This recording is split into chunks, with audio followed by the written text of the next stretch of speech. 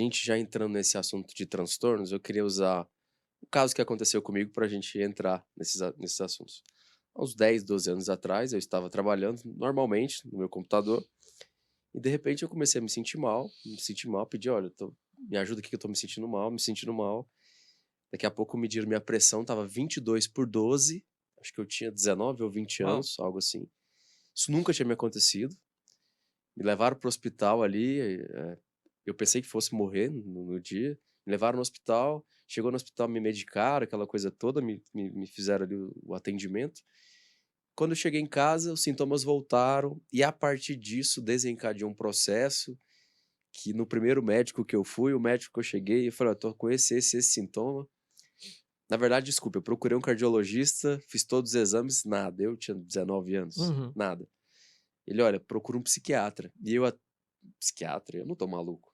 É esse preconceito que a gente tem, né. Sim. Eu não tô maluco. É o psiquiatra, os seus sintomas são psiquiátricos. Eu fui no psiquiatra, falei dos sintomas, tudo que tinha acontecido, ele me deu um remédio e falou: "Ó, você tem pânico". Eu falei: "Pânico? O que que é isso?".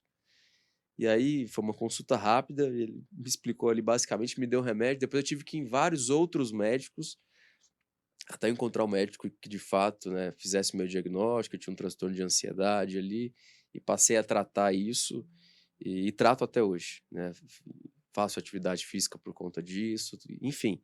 Então, usando esse meu caso e também que tive preconceito, até eu mesmo, mas eu não vou no psiquiatra porque eu não tô louco. O senhor falou de depressão, quando que a depressão ela começa a se tornar um transtorno? O que é o transtorno depressivo? Queria que o senhor falasse de sintomas, eh, tratamento, causas, como que pode ajudar a pessoa, porque é muito difícil. A pessoa muitas vezes não, a maioria, ela sofre silenciosa. Uhum. Ela tem uma vergonha muito grande da sociedade, e muitas vezes até da família. Com certeza. Então, queria que o senhor falasse primeiramente do transtorno depressivo. Tá. Bom, em relação ao transtorno depressivo e obrigado por compartilhar um pouquinho dessa tua história, né, que acho que isso é importante inclusive para que o público veja, hã, que isso é algo comum e que a gente precisa olhar cada vez mais, né. Eu digo Uhum. que é tão comum que as estimativas dizem que um em cada 4 brasileiros tem ou terá algum transtorno mental somente ao longo desse ano, né. Então, assim, É muita coisa, é né. muita coisa, é muita gente sofrendo calada, Sim. né. E acho que esse é um dos principais pontos, a gente aprender a falar sobre o sofrimento, sobre as emoções, sobre as dores, porque senão a gente vai ficar batendo de médico em médico por receio, por medo ou por preconceito de ir a um psiquiatra, que de fato poderia sentar e avaliar contigo esses sintomas e te dar o diagnóstico adequado e o Uhum. tratamento adequado, sem que Sim. você precisasse ficar, né, circulando, de médico em médico, né. Uhum. É muito comum ir antes no cardio, ir antes no gastro, ir antes num Sim, monte de especialidades no endócrino, sim. tentando descobrir algo físico, quando no fundo a gente está falando de algo que é psíquico, e eu costumo dizer assim, né, a gente separou cabeça e corpo, Uhum. e a gente não devia ter separado, porque é um sistema integrado, né, Com nós somos um certeza. sistema integrado. Sim. Então, em relação ao transtorno depressivo, o que que passa a acontecer com a pessoa então? Ela, ao longo do tempo, vai desenvolvendo, principalmente, sentimentos relacionados à tristeza, pessimismo, negativismo. Ah, associado a isso, e não é somente uma tristeza, né, mas é muitas vezes uma tristeza profunda e duradoura, Uhum. ela vai se sentindo cada vez mais esgotada, com menos energia, com menos capacidade de desenvolver a sua vida, né, as Uhum. suas funções, a executar todas as suas atividades. Ela passa a ter sintomas físicos como dores de cabeça, dores musculares, tremores, eventualmente aumento da pressão, Uhum. né, isso acontece até mais na ansiedade do que na depressão, Uhum. mas também outros sintomas comportamentais e cognitivos como dificuldade de concentração, falta de atenção, dificuldade na tomada de decisão, pensamento lentificado, a pessoa fica mais lenta na depressão, né. Então tudo isso acontecendo aí por um longo período, Uhum. não é quando acontece 1, 2 dias, né, é a maioria dos dias por algumas semanas, Uhum. né. Isso é a depressão. Uhum. E é muito importante que as pessoas busquem apoio precocemente. desde apoio, e este apoio pode ser a partir de uma psicoterapia, então com um psicólogo, uma Uhum, psicóloga, que vai poder ali identificar junto com ele se aquilo também está fugindo da normalidade, que precisa de um medicamento, uhum, e indicar uma consulta psiquiátrica, né? Para que, para além do tratamento psicoterápico e além do tratamento farmacológico, a pessoa possa entender quais são as mudanças de estilo de vida que ela tem que fazer uhum. para também cuidar disso no longo prazo. E mudanças de estilo de vida, como a gente comentou, significam desde exercício físico, sono, uso de substâncias, entre outras questões aí que podem e vão ajudar no cuidado, no tratamento dessa pessoa. E quando que esse transtorno ele começa a se tornar perigoso para a própria vida da pessoa? Porque Assim, se a pessoa não se trata e ela vai ali, eu costumo dizer que é um quarto escuro. Ela entra e vai entrando e vai e tranca a porta e fica e a coisa vai piorando até chegar um momento que ela pode exato. tirar a própria vida. Esses pensamentos negativos, né, eles podem aos poucos ir evoluindo para pensamentos de morte, Uhum, porque a pessoa começa a se ver sem esperança ou sem uhum, saída. E aí ela pensa que a saída pode ser a morte, pode uhum. ser se matar. Né? E aí esses pensamentos de morte então evoluem para ideações suicidas e até planejamento suicida. Isso é um ponto de alarme muito forte. Uhum, Né? Aqui a gente está falando de uma depressão grave sim, e que já deveria estar sendo tratada provavelmente há há muito bastante tempo. tempo. Né? A desesperança é o principal fator preditor Uhum, negativo da depressão.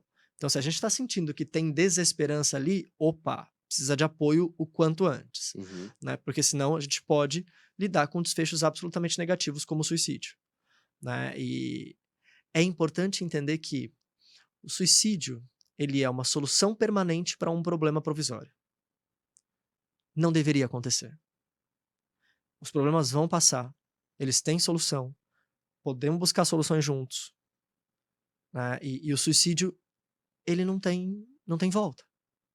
Né? E o impacto para além do indivíduo, né? O impacto para a família, para o entorno, é gigantesco. Gigantesco. Né? Então, esse é um ponto de atenção importantíssimo. E, de acordo com a OMS, né, até 90% dos suicídios são preveníveis.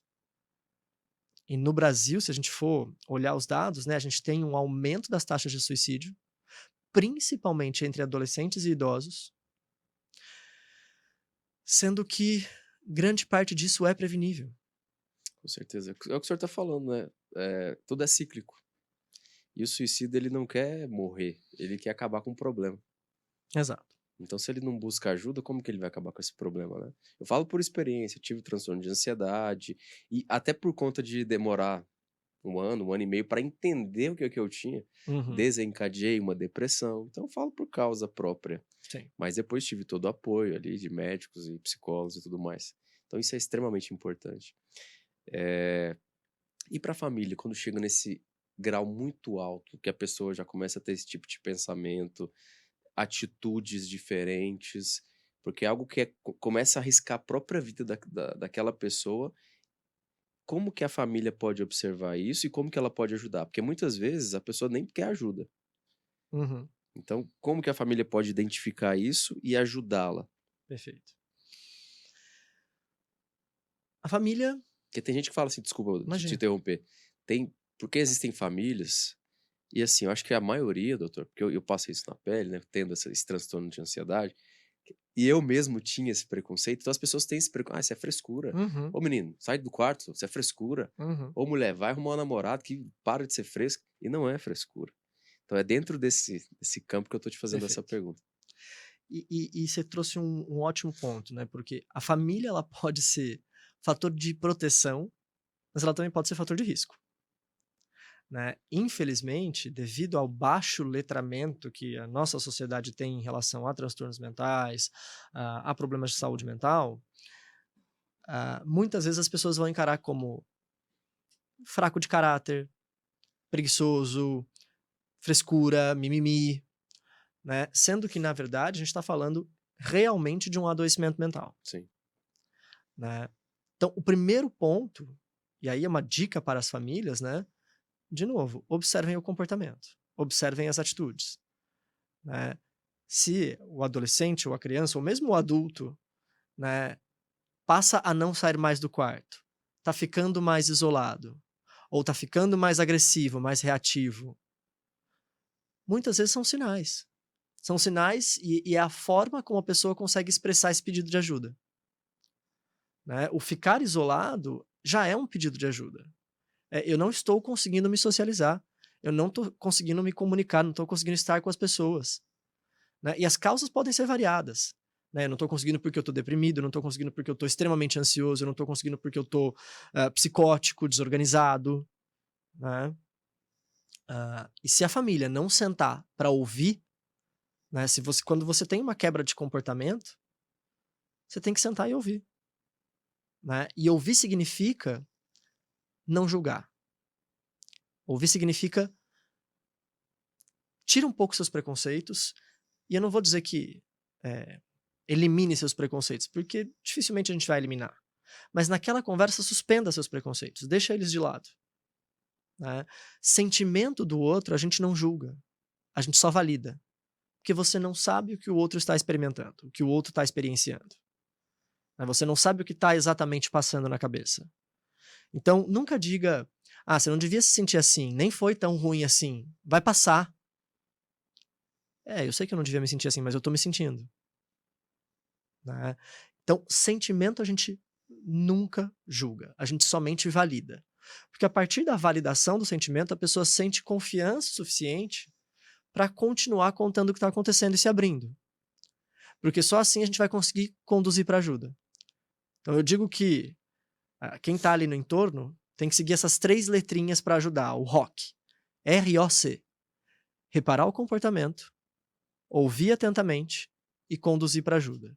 São os 3 passos. Eu não preciso ser especialista para isso. Eu só preciso ser alguém que esteja disposto e disponível a ouvir o outro sem julgar. Claro que na família muitas vezes isso é muito difícil. Por quê? Pai e mãe têm expectativa, porque filho tem expectativa sobre pai. Então muitas vezes essas expectativas e essas emoções e toda a história que a família tem, isso muitas vezes pode ser um caldeirão ali de emoções, que possa dificultar o processo.